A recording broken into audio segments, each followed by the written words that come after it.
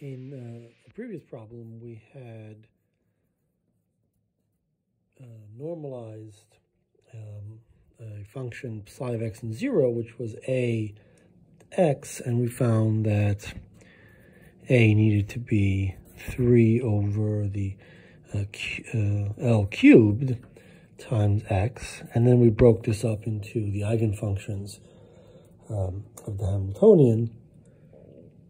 But now we want to evaluate the expectation value of x, and to do that we don't need to look at this function in terms of the infinite sum of eigenfunctions. So we can evaluate this directly with this expression, but if we plot it, this goes like this is 0 and this is L. It's clearly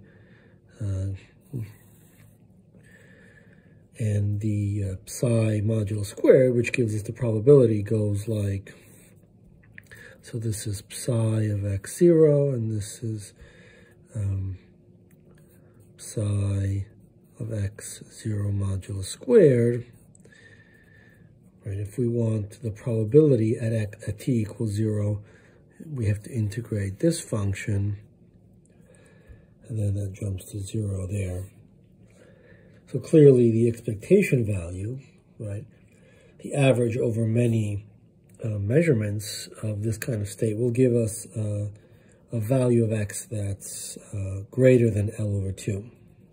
Right? That's simply a statement that the area under this part of the curve is greater than the area under this part of the curve.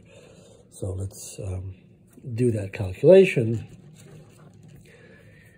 Let's see. So we have expectation value of x is simply 3 over L cubed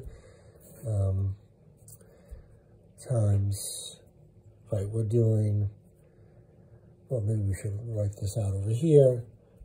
Expectation value of x is psi star x psi at t equals 0 from 0 to L. And so this just gives us, we get x squared with this, and then there's another factor of x that gives us an x cubed, 0 to L. And so we get 3 over L cubed, 1/4 x to the 4th evaluated from 0 to L, and that gives us, so we have a 3/4, we have L to the 4th over L cubed, so we get L. So we have 3/4 L, which as expected is greater than L over 2.